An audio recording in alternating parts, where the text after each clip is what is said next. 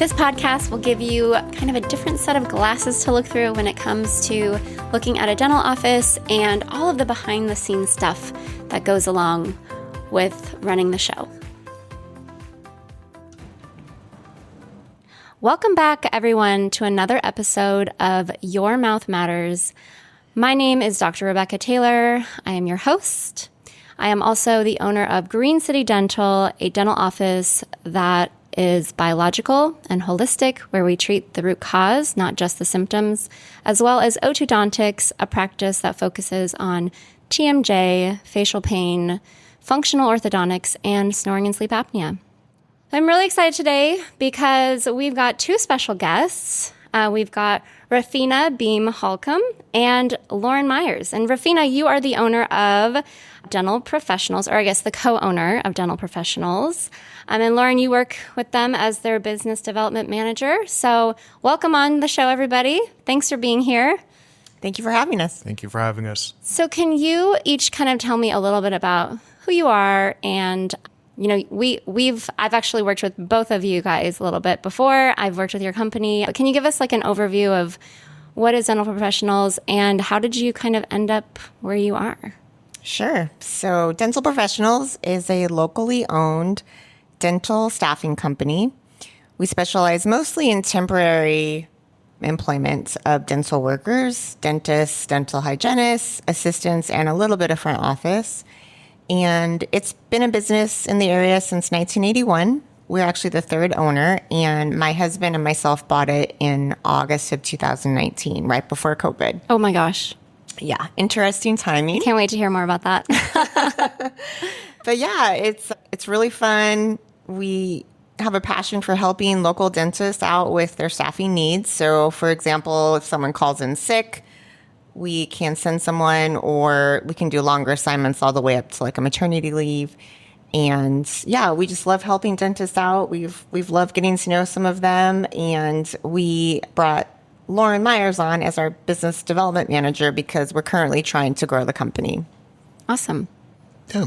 So like Rafina mentioned, the business development manager, and I'm charged with helping the company expand and grow and just reintroducing the company to offices who may not be familiar with who we are or who need to refamiliarize themselves with Dental Professionals. In the past couple of years, there have been a lot of exciting advancements within the company that some people may not know of. So it's my responsibility to go out and share all these special things to clients and candidates and workers who are interested in getting out and reaching out to different offices. That's awesome. Yeah, I would say I want to hear your side of how the pandemic went, but my side, being a dentist and on the front line and, you know, being still open and seeing, we were kind of still open. We had to shut down and it was just, you know, wild, but we still had patients that needed care and, you know, we're in healthcare, so we got to take care of people. But staffing was really tough, you know, and I think probably across the board, just in my office, we had just there was so much fear with, you know, patients, but then also my employees, you know, everything, you know, the schools shut down and, you know, my dental assistant, like one of them was like, well, I have to stay home and I have to take care of my daughter. My husband is working and, you know, so there was this huge shift in just like who is there to help, right? And it did feel like, you know, we have all these patients that needed us and needed our help. And we're also in this like panic frenzy, but then you don't have the boots on the ground there to help. And so I found myself really working a lot alone.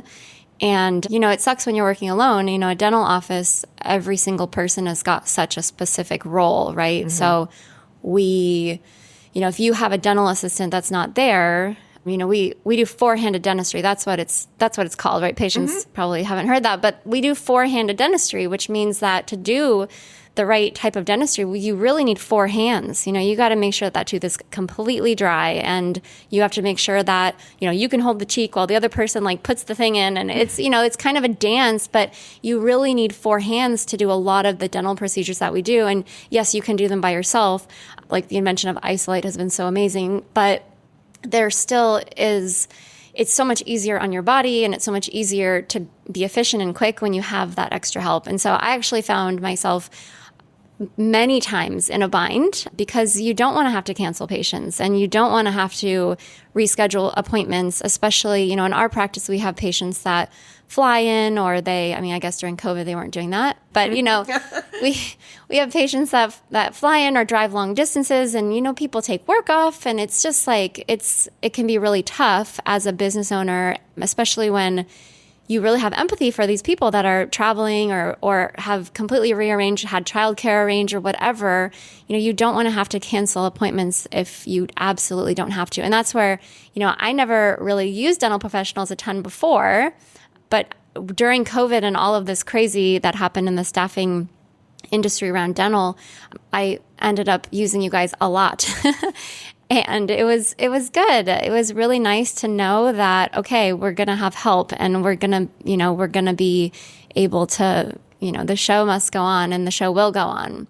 Mm-hmm. So, Rafina, I would love to hear a little bit more about your experience kind of like diving in and buying this company right before COVID, because I was fortunate enough to have had a pretty steady business and be established, but I just can't imagine jumping in to a whole new business and then having a pandemic happen and being a mom and having all of the other things. So yeah, it was, like you said, pretty wild. We bought the company in August of 2019. We were super gung-ho about reinventing everything. We had bought it from an owner that had really run on really old school technology, and so we were just in the thick of it. And then March of 2020 hit.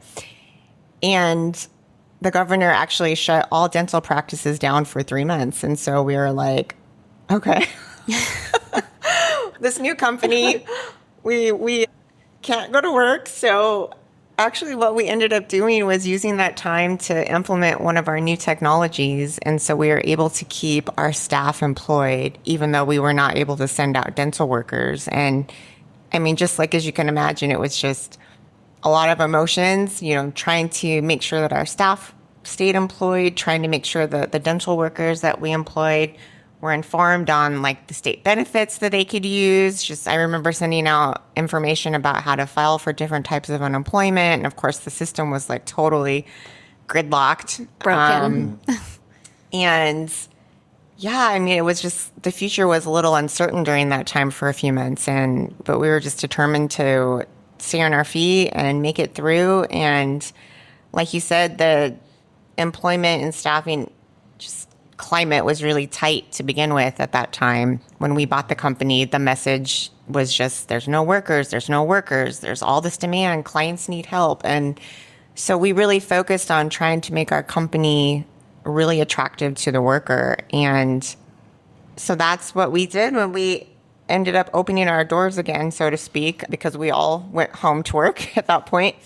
But what we actually did was try to get creative and do things like back to work bonuses, and so that we could continue helping practices like yours. Because something I didn't even realize before I bought the company was that dentists, like you said, it's really hard for them to even work without help. And so if you have a worker that calls in sick or decides not to come to work or is on vacation, what do? You have to have someone there. Otherwise, the operations just stop. So I'm really impressed to hear that you actually were still doing dental work without any help. I'm guessing maybe on some of the emergency type procedures that, patients still needed help, even though no one was at work. So I can imagine that was really, really scary. So anyway, it was a slow, kind of steady climb out of the pandemic once we started going back to the office and having workers. But I think, the world of work changed forever, especially in something like a dental practice where you can't get away from aerosols. You can't get away. It was the very definition of how the pandemic was spreading. And so whereas, before, if someone was not feeling very good, they might want to call in sick. You might try to talk them into going to work. Now that time was completely over. So if someone had a sniffle or someone had a sore throat, it was no questions asked. Okay, you're not going to work today. Thank you for letting us know. And it was just such a climate shift from the way that I was used to, just growing up in this, just kind of suck it up Yeah. generation of working. And to be honest, I think some people kind of took advantage of that. Oh my gosh, definitely. And still might do the same, but Yeah, I mean, definitely. All of those things just takes me back. I have a little PTSD from COVID. And not just the employees, but also the patients. Because you go to these great lengths to make sure that you are staffed and that you have workers, and the cost to just the overhead to run a dental office is incredible. I mean, it is incredible. My husband has a degree in finance, and he's in business, and he works in corporate. And when we met, he was very interested in the business part of dentistry because, we are a small business, right? We're not a corporation or anything like that. And he was just shocked at the overhead cost. And the staffing cost is the number one most expensive thing in a dental office. I mean, the staff cost is very, very high. And so when you've done all this work to bring people and get temporaries and you're the show must go on, we're going to go on. And then, your patient calls 1 hour before their appointment and says, oh, I woke up with a little sniffle, or I have a little bit of a scratchy throat today. I have to cancel. And you're just oh my gosh, okay. And then you have to scramble because you're okay, well, can I get anybody else to get in this spot? Because I'm going to be paying this person for doing nothing, but I still have to pay them, they're here, they need a job. And so it's very challenging, that during COVID, that was tough. It was really tough because some days your entire schedule would fall apart. Everybody would show up to work, and half of the patients would not show up because they were I have a sniffle. Oh, my kid was at school and there's an exposure to COVID, and so I'm not coming. Or, oh, my husband is doing a COVID test, but we haven't gotten the results back yet, and so we just want to be safe. I mean, it was that times however many patients we see in a day, 30 people, and then the team on top of that, it was and there was really strict guidelines where it was if you even think that you've been exposed, and you have to quarantine for 14 days, and oh my gosh, it was insane. And so, and it's really hard in dental because it's such a personal business, right? You're up in people's faces, people that have their mouths open, you're very close to them, there's lots of aerosols, during COVID, they had said that dentistry was the most number one dirty profession, because of all of the aerosol that's created with drilling and polishing teeth and all of that. So, yeah, it was very, very hard. And people were afraid to come into the dentist, and I think a lot of employees, too, were afraid to be working in a healthcare setting. I know that, you guys probably have better statistics on this, but I heard that a lot of hygienists just decided to retire. Yeah. Sure. Yeah. I think one of the challenges that we faced during COVID and even months and years after COVID is just trust. I think that, patients didn't trust going to see a dentist because of the fear of transferring, germs and COVID, and employees equally didn't trust going back to work because they had a fear. And it's taken probably several years for people to regain their trust in wanting to go back. It's been a slow and steady process, but I feel that we've finally kind of overcome that big challenge. I don't think that it's nearly where, the level of trust was prior to COVID, but I think that, we're starting to experience an equilibrium where people kind of feel a little bit more relaxed and at ease. But I think that was kind of the biggest challenge and hurdle for us. And, trying to get, like you just mentioned, a lot of hygienists left the field, and trying to regain those hygienists back, it's regaining that level of trust again. So that's kind of just been an overall message that dental professionals have been trying to portray to people. It's it's okay to come back. Things are starting to reach a level of normalcy that we've once experienced, and you don't have to fear going to work anymore. You don't have to fear going to see the dentist anymore. And it's just good to finally see that level of trust come back again. There's already so much fear before. It's like, we don't need more fear. Yeah, right? Like, I know you hate It's me. everyone's If you favorite have place to go. any way I can cancel this appointment and not be charged the late fee, like I have a sniffle.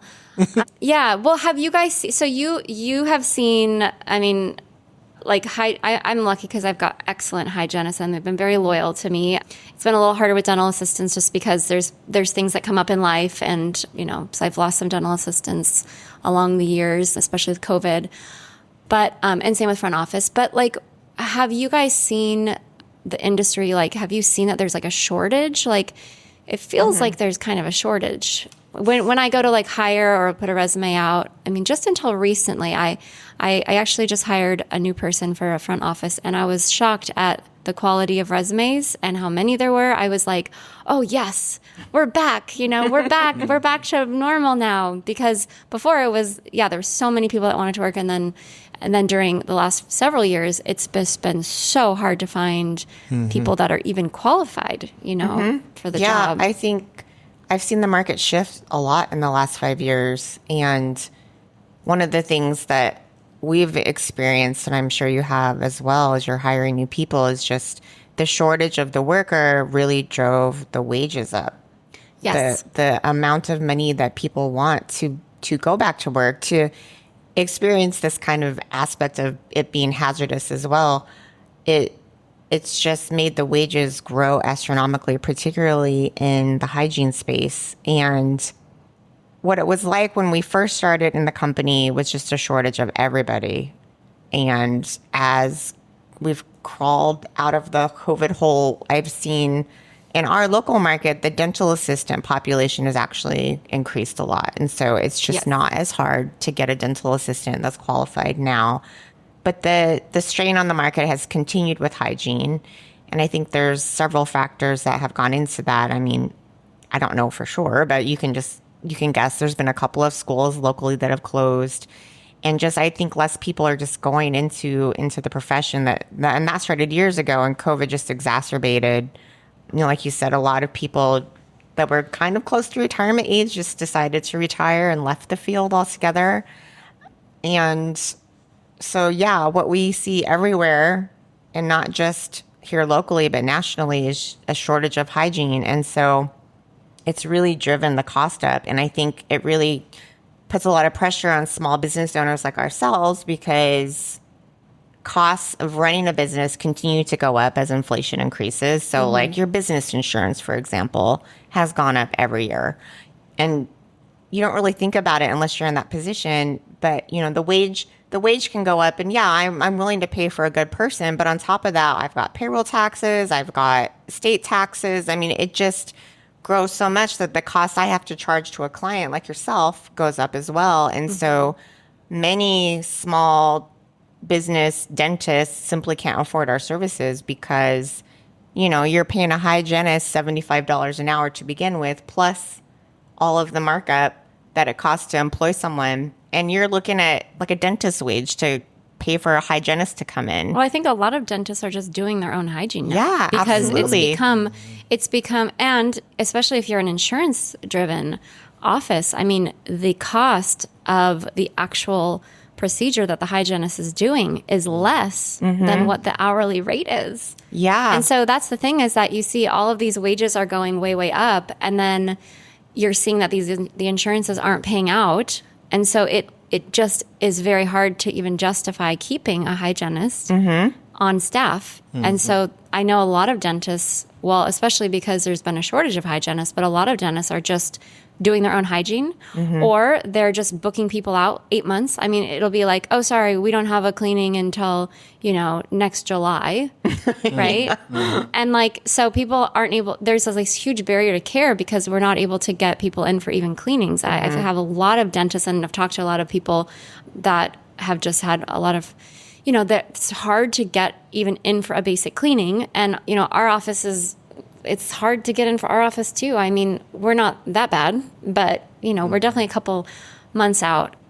And it's good. There's like cancellation lists, that we have people get on. And usually, our schedule's not always perfect. Somebody will last minute cancel or actually be sick, or there'll be something that comes up. But yeah, it's really hard. And I think, we are starting to see a lot more corporations take over, and corporations are very good at running the business part, but they're not really, they're not always as concerned about the quality of the materials or the people or the care, the type of patient care that is given, right? Because it kind of is like an operation. And I've seen, to make their bottom line, they have to do more dentistry in less time, right? And so you start to see that, when you go to those type of dental offices, you see more decay, quote unquote, I have more cavities there than I have over here, right? And they're always trying to do more, right? So it'll be like, okay, we can do this, but we have to also group in this. We have to do x-rays every time because the insurance pays for the x-rays. And you can't just have a cleaning because the cleaning is not going to pay our overhead cost, right? So it does become very hard as a business owner because you want to give that quality care to people. You want to provide a service because it's important to have your teeth cleaned. We preach about prevention, and we preach about treating the root cause. And, the best type of treatment is preventative treatment, which is what the hygienists are all about. Catch things before they're big, And so if you are not going into the hygienist, or if dentists aren't able to keep a hygienist employed or, staffed, then that really compromises patient care, right? And your health. So to me, it almost makes it very hard because as the business owner, it has to pay for itself, right? If you're losing money somewhere, then you have no choice but to shut that program down, right? And that program is so important and vital to our health. So that's where it gets to be tough because, we're doing our best. And I think it's important that patients hear this message because, I think every dentist is kind of in the same boat here, except maybe the corporate dentists are, but I think even they are probably in the same boat too. I think everybody's felt this shift since COVID and staffing and the costs going up and everything. And, some of the salaries for me have doubled.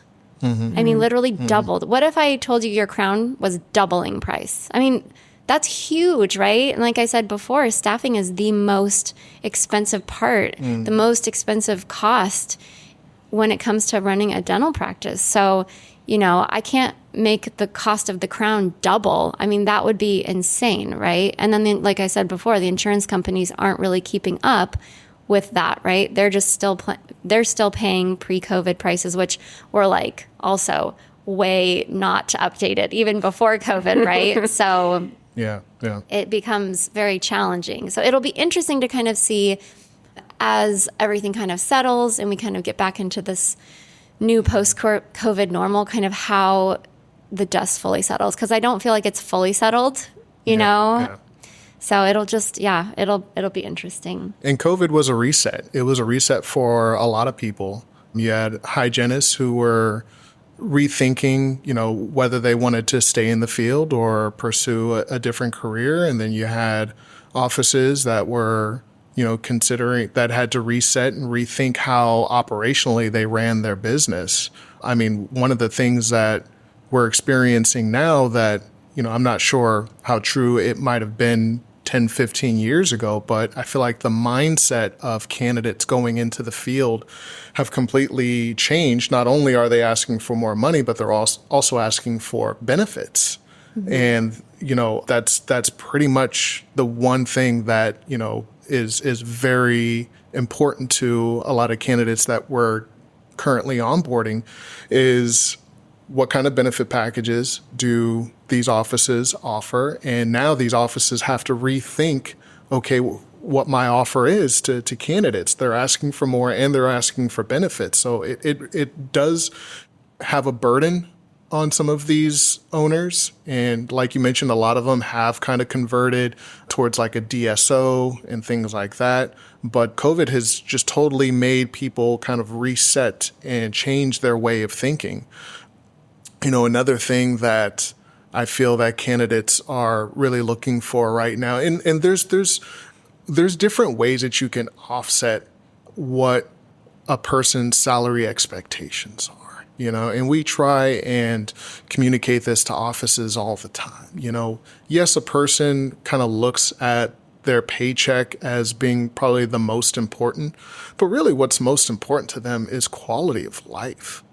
I feel that a lot of people would be willing to take $1 to maybe even $3 per hour off their asking salary or wage to work for an office that has a great company culture. And I feel that that's going to be the biggest difference between one office from another. No, let's not just focus so much on the pay. Let's focus on how we treat each other as human beings. Yeah. And I feel that, if you can separate yourself as being a culture of just joy and an office where people are excited and look forward to going to work, that's really going to separate you from competitors who are looking for a hygienist.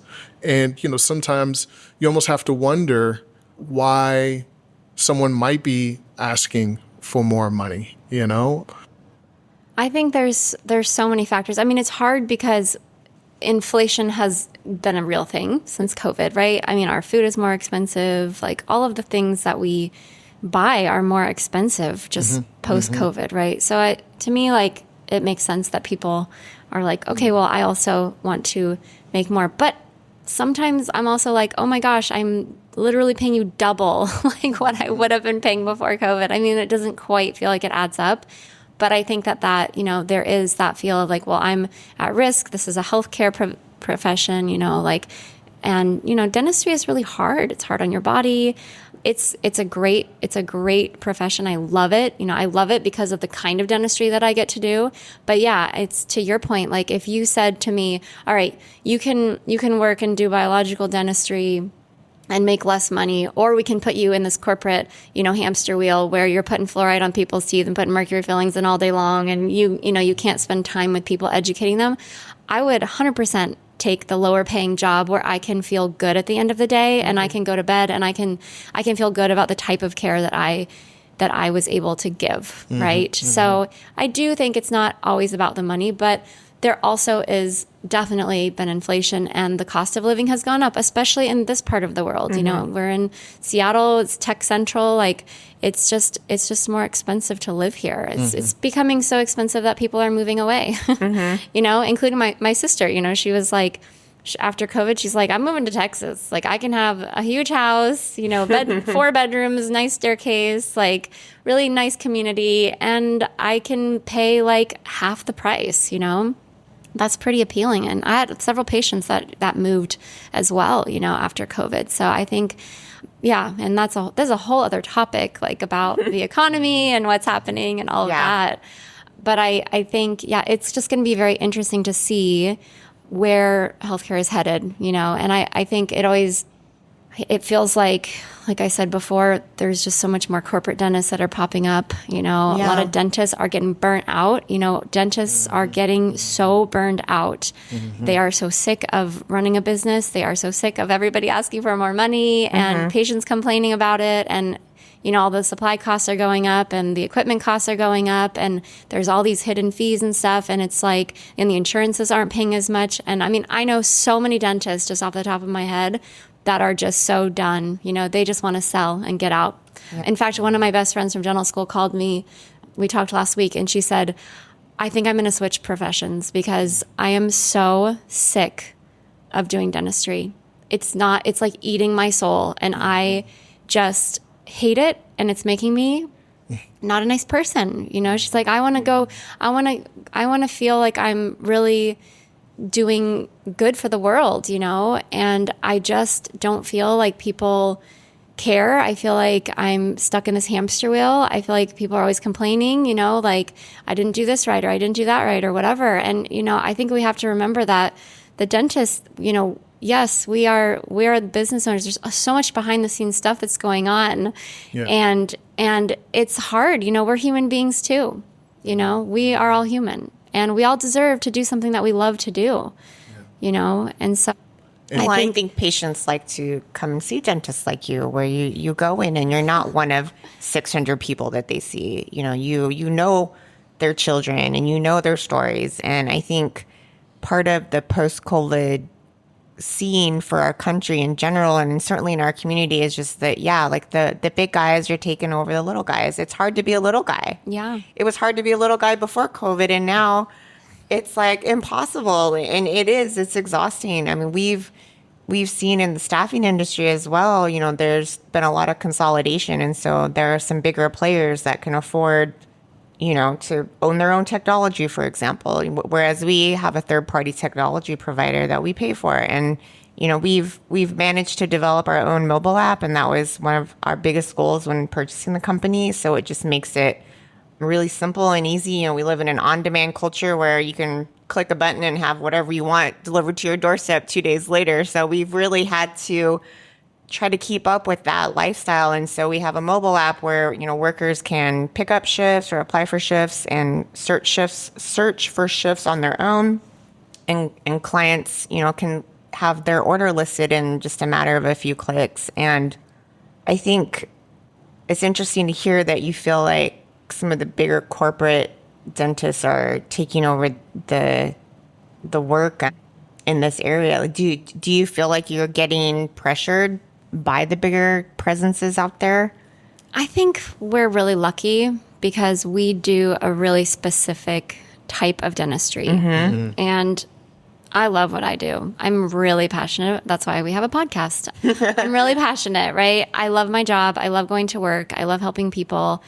It didn't always used to be like that, but I've kind of found my way. I figured out what I love to do. I've got really good people that work with me. I have a great team, and I've created that work environment, I think, where I like to go to work. I think my employees mostly like me too, but I think that I'm speaking more, about just dentistry as a whole, because I feel like I have such a little niche, right? I'm like, I've got people coming from all over. People find me, they want a very specific type of care, and they come and find me. And I think that is one of the things that is really actually more positive, out of all of this COVID stuff, is that as the market and everything turns more corporate, and it feels more of like you're in a hamster wheel and you see a different dentist every time you go in because, they have 15 dentists and they're always moving them around, or, they have a lot of turnover.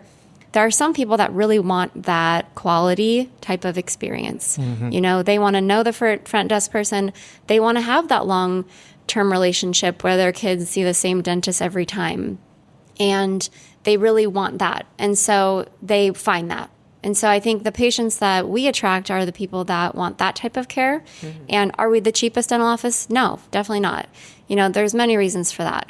But, we do a different type of care. And in order to provide that standard of care that's at that higher level, we have to charge more, right? There's, like I said, there's so much cost that goes into a dental office. Like in order for me to learn how to do that thing, I have to take a class on it. Well, that costs a lot of money, and I have to train my team to do that thing, and I have to buy the equipment to do that thing. And, we have so much more technology in our office than a typical dental office would. People come into my office, are like, oh my gosh, I feel like I'm at Disneyland of dental offices right now. There's like so many fun toys everywhere, like hygienists will come in and they're like, I want to work here, and like what you said, if you create a work environment where you're open and you're able to provide and give these tools to your team to make their jobs more fun and easier. And, I always say we do make sense dentistry. And a lot of that is because of the tools and the technology and the different things that we do, So our hygienists they get excited because they have a microscope and they get to look at the plaque under the slide, and they get to see all the amoebas and parasites and spirochetes. And they get that is exciting to them, because then they bring the patient back and then they're like, look at your slide now. It's so pretty and amazing. And, they get jazzed about that kind of stuff. And so it's an opportunity, I think, right now for dentists to really switch the way that they practice and to really switch the way that, their mindset, because, we've been, even through all of this COVID stuff, we've continued to grow. Our practice has continued to grow. In fact, so much that we're opening a second practice, across the street. And I know so many dentists that are not growing. They're so burnt out and they're so ready to sell out to a corporation, And so I feel like this is a really pivotal time for dentists. And I know that there are a lot of dentists that are in that boat that are like, okay, I got to switch this up. I got to do something different. I've had several dentists reach out to me like, hey, how do we do more of what you do? Like, how can we incorporate that into our practice? And where do you learn this stuff? I have dentists reaching out to me all the time that they don't want to give up their profession. They don't want to, they don't want to go the corporate route. They're kind of burnt out, but they're like, I need to fix this, for me and my team. So that's pretty exciting. I do think that there's like, that there's a group of dentists that are like, we are not selling out, So, but we'll see, we'll see how the market goes. But it is harder. It's much harder to be a little guy. Yeah. And I think your example is a true testament that, the quality of service and the quality of work that you do matters. It matters to your patients. And I feel that that's what we try and instill with our clients is, use dental professionals as a partner. Don't think of us as you're hiring a staffing agency to help you bring someone on board. We're a partnership. We're now an extension of you. And what we want to do is free you up so that you can provide that quality service to your patients. You know? I have a question. How do you guys so let's say that you have a dental assistant that wants to work for you. Is there a training they go through? Is there what's your process? How do you know that the people, the hygienists, the dental assistants, the front office people, how do you know that they are quality? Sure. We go through a very thorough procurement process. We don't just bring on anybody that, has a heartbeat, essentially. We definitely take our time doing initial interviews. And then, we've adopted the advancement of doing virtual interviewing and things like that. But it's really important for us to see the client, see the candidate, kind of just see how they interact, what kind of body movements that they have, because 90% of communication is nonverbal. So we want to make sure that any candidate that we bring on has those attributes that we're looking for. And if they do meet those requirements, then we'll bring them on board and kind of go through our onboarding process. But we just feel that it's really important for us to bring in quality individuals because they're not just a representation of themselves, they're also a representation of us as a company. Absolutely. And so do you let dentists or do you let them review them afterwards? We love to hear feedback. In fact, sometimes we actually proactively reach out to our clients after someone has visited just to find out how particularly if they're new, we want to hear how it was, did they interact well with the patients? Was their skill level adequate for the job necessary? And we actually do a very rigorous interviewing and onboarding process, including what Lauren was describing, where we actually still do spend about an hour with every candidate just to make sure that there aren't any red flags that you can, see automatically that's not on paper. Mm-hmm. And then we also do the paper. So we hire all of our workers. So we're the employer of record. So we go through background checks, state and federal. We check their credentials with the state to make sure that they actually do have a license to practice in the state of Washington, to make sure that they are a registered dental assistant. We look at what school they went to make sure that it is a quality program, particularly with dental assistants in the state of Washington. They don't need a license. So, where they go to school matters a lot.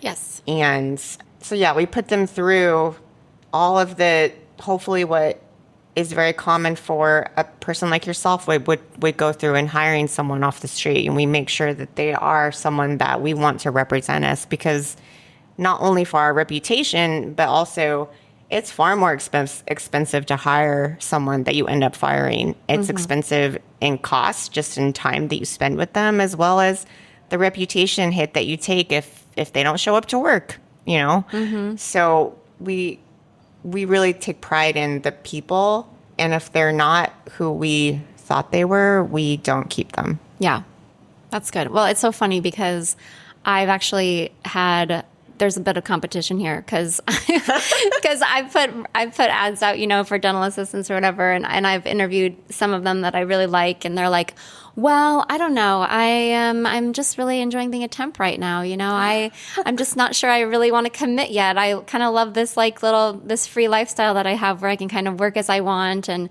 it kind of goes back to that COVID, right? Like that I want to work from home. I want to pick my schedule. I want to pick my hours. And it does give people the flexibility to kind of pick and choose like the days that they want to work and all of that. So, but yeah, I've had several assistants that I've interviewed and they're like, well, I've just been a temp for a long time because I just kind of really love it. They're like these like long-term temps. I'm sure you have a lot of those kind of people that have been with you for a while, which are probably they're really good. They're the best ones. So well, thank you. I'm glad to hear that. So if you're a dentist listening, you want to get the ones that have been there for a while. And you can certainly ask for particular people if you find someone that you like to work with. I'm happy to hear what you have to say, but it's not for everybody. Not everyone wants to go to a different workplace all the time. They like the stability of having a familiar workplace that they're used to the commute and they know what to expect. It would drive me crazy. I need to cook in my own kitchen. You know what I mean? Like put me in a different kitchen, I'm like completely useless. And we tell candidates all the time, when you go in and you're doing a temp job, it's your opportunity to really showcase who you are. But, you as a practice owner, it's also your opportunity to showcase, everything that you can offer to a candidate, So even though that they're saying, I just want a temp and that's all I really want to do. I'm really enjoying myself. But they come in for a day or two and you just completely wow them. And there's just a connection that you have with that individual. You make it really difficult for them to say, no, I'm not interested in coming here permanently. Make it really difficult on them to say no. I've definitely hired some temps. So. We have lots. I did it the right way though. So you're welcome. That's awesome. Well, yeah, I feel like I think it's, this podcast has been really unique because we usually talk about some clinical type of thing, and it was exciting to me to kind of zoom out a little bit and talk more about let's get real about the behind the scenes stuff and the staffing crisis, because it's like this huge elephant in the room, that we all are feeling in the profession. So I'm really glad that you guys are here. So you're based locally, in Seattle area. But for people that are listening, or maybe dentists or hygienists or assistants, whoever that are listening, what's your region? Where do you work? So our business footprint is actually in the state of Washington, from Bellingham to Vancouver. So it spans the entire state. We are actively expanding into Eastern Washington, so Spokane primarily, and also south to Oregon. And so we're in growth mode. We're hoping that, the success we've experienced in our company will just continue, and we can continue to help more and more dentists like yourself. That's awesome. Well, thank you guys both for being here. I hope that this gives more insight into what happens behind the scenes in a dental office. And like I said, it's going to be really interesting to see as time goes on what happens. And thank you for all your hard work and being, an innovative leader in this type of thing. I think there's been so many times where I didn't have to cancel my whole day because I was able to scramble last minute and get a good temporary dental assistant. So I really appreciate all of your hard work because it makes my job so much easier. So if you're a dentist and you're listening, or you are in the dental profession and you want to learn more about dental professionals and the services that they offer, what is the best way for people to get a hold of you? You can visit dentalp.com, or you can give us a call at 206-767-4851. Great. Do you have any social media accounts? Yes, we're on Facebook. We are on LinkedIn. And Those two. Yeah. Facebook and LinkedIn. Okay, awesome. Well, thank you too for coming. And we will we'd love to hear if you use dental professionals and what your experiences have been. So yeah, stay tuned. And remember, everyone, your mouth matters.